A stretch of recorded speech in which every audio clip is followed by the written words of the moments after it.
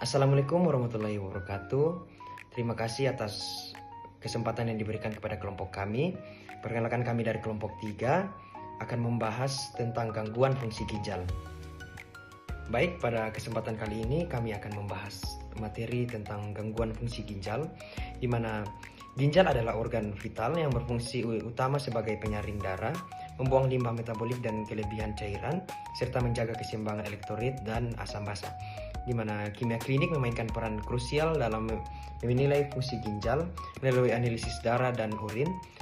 Kimia klinik mengukur zat-zat yang seharusnya dibuang oleh ginjal seperti urea dan kreatinin, atau zat-zat yang menunjukkan kerusakan filter ginjal seperti protein. Di mana gangguan fungsi ginjal adalah kondisi di mana kemampuan ginjal untuk menjalankan fungsi filtrasi atau regulasi menurun, yang berpotensi menyebabkan penumpukan zat beracun dan ketidakseimbangan cairan atau elektrolit di dalam tubuh. Lalu, mekanisme terjadinya gangguan fungsi ginjal, di mana gangguan aliran darah ke ginjal juga dapat menyebabkan kerusakan serius. Penurunan perfusi darah akibat hipertensi berat dan penyempitan arteri ginjal menyebabkan hipoksia jaringan ginjal sehingga sel-sel tubulus dan glomerulus mengalami kematian dan fungsi ginjal menurun. Secara keseluruhan, gangguan fungsi ginjal merupakan hasil dari kombinasi berbagai mekanisme seperti kerusakan filtrasi glomerulus, gangguan fungsi tubulus, iskemia, obstruksi aliran urin, reaksi inflamasi, dan toksisitas zat. Semua ini menyebabkan penurunan kemampuan ginjal dan penyaringan darah, mengatur elektrolit dan menjaga keseimbangan cairan tubuh, sehingga memicu berbagai komplikasi sistemik. Berikutnya yaitu mekanisme terjadinya gangguan fungsi ginjal. Gangguan fungsi ginjal terjadi akibat berbagai mekanisme yang merusak struktur dan fungsi ginjal. Salah satu mekanisme utama adalah kerusakan pada glomerulus, yaitu bagian ginjal yang berfungsi menyaring darah. Pada kondisi seperti glomerulonefritis atau diabetes mellitus, terjadi peradangan dan kerusakan membran basalis glomerulus sehingga permeabilitasnya meningkat. Akibatnya, protein dan darah dapat bocor ke urin, gangguan proses filtrasi, dan menyebabkan penurunan fungsi ginjal. Selain itu, kerusakan pada tubulus ginjal juga berperan penting, di mana tubulus yang rusak tidak mampu melakukan reabsorpsi dan sekresi zat-zat penting seperti natrium, air, dan elektrolit. Kerusakan ini dapat terjadi akibat iskemia, paparan toksin, atau infeksi yang menyebabkan gangguan keseimbangan elektrolit dan akumulasi limbah dalam tubuh. Lalu selanjutnya itu apa saja faktor-faktor yang mempengaruhi gangguan ginjal, di mana terdapat 5 faktor yang mempengaruhi gangguan ginjal, di mana yang pertama itu gaya hidup tidak sehat seperti kurang minum dan juga merokok, lalu penyakit kronis seperti diabetes dan tekanan darah tinggi, dan ada faktor genetik, lalu penggunaan obatan tertentu seperti NSAID, lalu yang terakhir yaitu obesitas. Selanjutnya, faktor utama penyebab gangguan fungsi ginjal. Yang pertama ada penyakit kronis seperti diabetes dan hipertensi, kemudian infeksi saluran kemih berulang atau infeksi ginjal yang parah, lalu obat-obatan dan toksik, penggunaan obat anti nyeri golongan NSAID secara jangka panjang, antibiotik tertentu atau zat kontras radiologi yang bersifat nefrotoksik.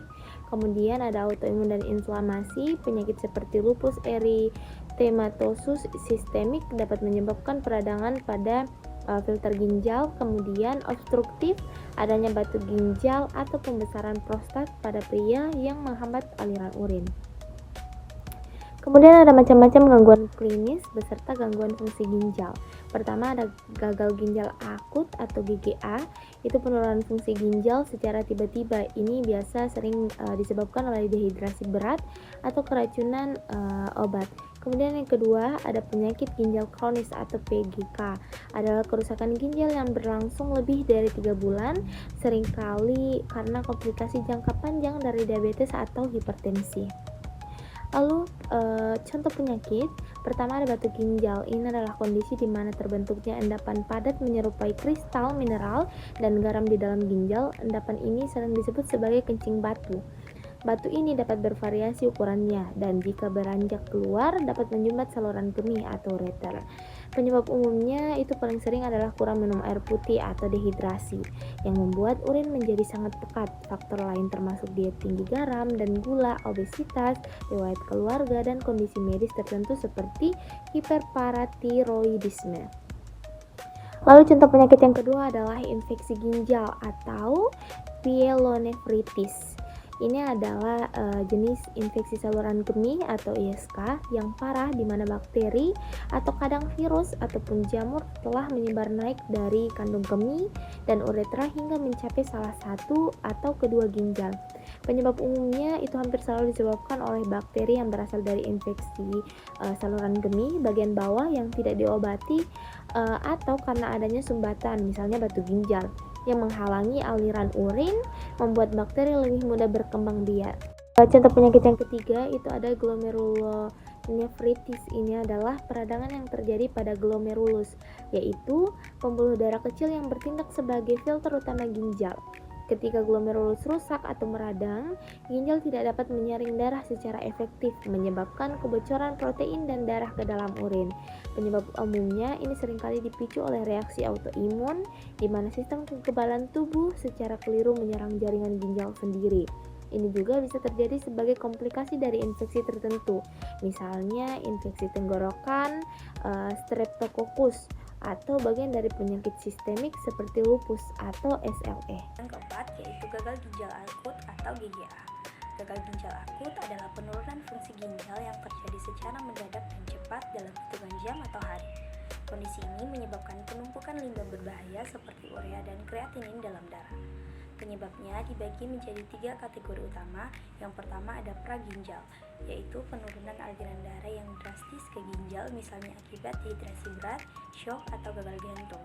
Yang kedua yaitu ginjal atau intrinsik, merupakan kerusakan langsung pada jaringan ginjal itu sendiri, misalnya akibat racun, obat-obatan tertentu, atau glomerulonefritis akut.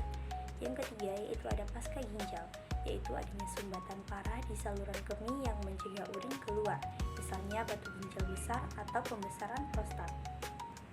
Yang kelima yaitu gagal ginjal kronis atau GGK, adalah kondisi serius di mana terjadi penurunan fungsi ginjal secara bertahap dan irreversible atau tidak dapat pulih selama periode waktu yang lama atau lebih dari 3 bulan. GGK adalah tahap akhir dari berbagai penyakit ginjal dan pada stadium parah memerlukan dialisis atau cuci darah atau transplantasi ginjal. Penyebab umumnya dibagi menjadi 2, yaitu yang pertama diabetes mellitus atau kencing manis yang tidak terkontrol seperti nefropati diabetik. Yang kedua ada hipertensi atau tekanan darah tinggi yang tidak diobati dalam jangka panjang. Kemudian masuk di pemeriksaan laboratorium atau kimia klinik dalam penunjang diagnosa penyakit. Yang pertama yaitu penanda fungsi filtrasi dan limbah medik, meliputi beberapa poin. Yang pertama ada urea nitrogen darah atau BUN dan kreatinin serum. Keduanya adalah produk limbah yang harusnya diekskresikan ginjal. Peningkatan kadar keduanya menunjukkannya penurunan laju filtrasi ginjal atau GFR. Kreatinin umumnya lebih spesifik untuk fungsi ginjal. Yang kedua ada rasio BUN atau kreatinin. Rasio tinggi dapat mengarahkan ke penyebabnya prarenal atau dehidrasi karena reabsorpsi air yang berlebihan. Yang ketiga yaitu eGFR atau estimated glomerular filtration rate, yaitu normal nilai yang dihitung dari kadar kreatinin serum, usia, jenis kelamin, dan ras. Ini adalah ukuran terbaik untuk menilai derajat fungsional PGK. Nilai eGFR yang menurun yang mengonfirmasi PGK. Yang kedua, gangguan elektrolit dan asam basa, meliputi beberapa poin. Yang pertama ada kalium atau K+. Gagal ginjal sering menyebabkan hiperkalemia atau peningkatan kalium yang berbahaya bagi jantung. Yang kedua ada bikarbonat atau HCO3 atau gas darah, yaitu gagalan ginjal untuk mengekspresikan asam atau penurunan bikarbonat yang menyebabkan asidosis metabolik.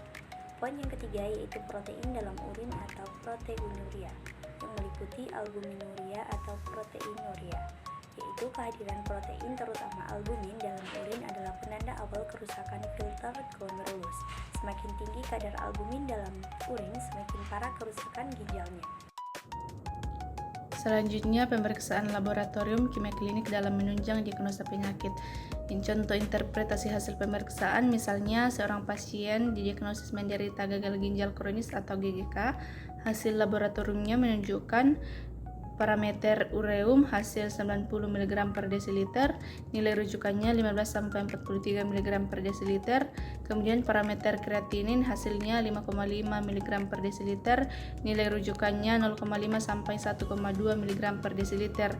Parameter EGFR hasilnya 15 ml per menit, lebih dari nilai rujukan 90 ml per menit. Parameter kalium Kaples hasilnya 6,2 mili ekuivalen per liter, nilai rujukannya 3,5 sampai 5,1 mili ekuivalen per liter.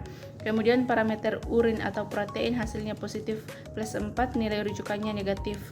Kemudian pemeriksaan laboratorium kimia klinik dalam penunjang diagnosa penyakit, di mana hasil tersebut menunjukkan adanya kerusakan fungsi ginjal yang berat dan kronis, peningkatan ekstrim pada ureum 90 mg per desiliter dan kreatinin 5,5 mg per desiliter, menegaskan kegagalan ginjal untuk membersihkan limba.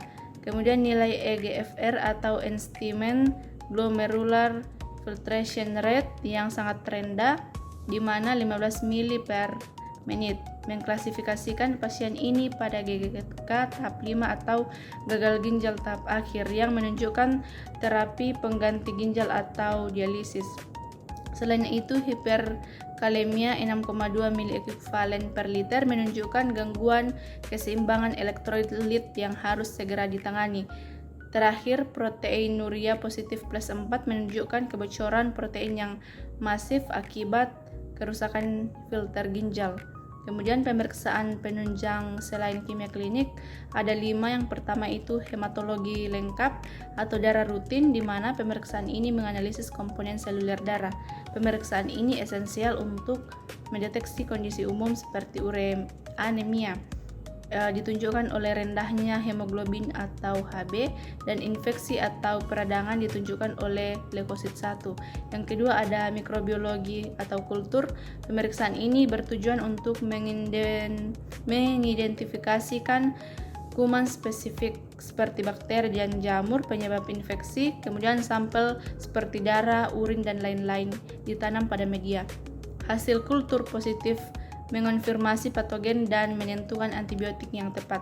Pemeriksaan menunjang selain kimia klinik kemudian yang ketiga ada serologi dan imunologi. Fokus pemeriksaan ini adalah mendeteksi respon kekebalan tubuh atau antibodi.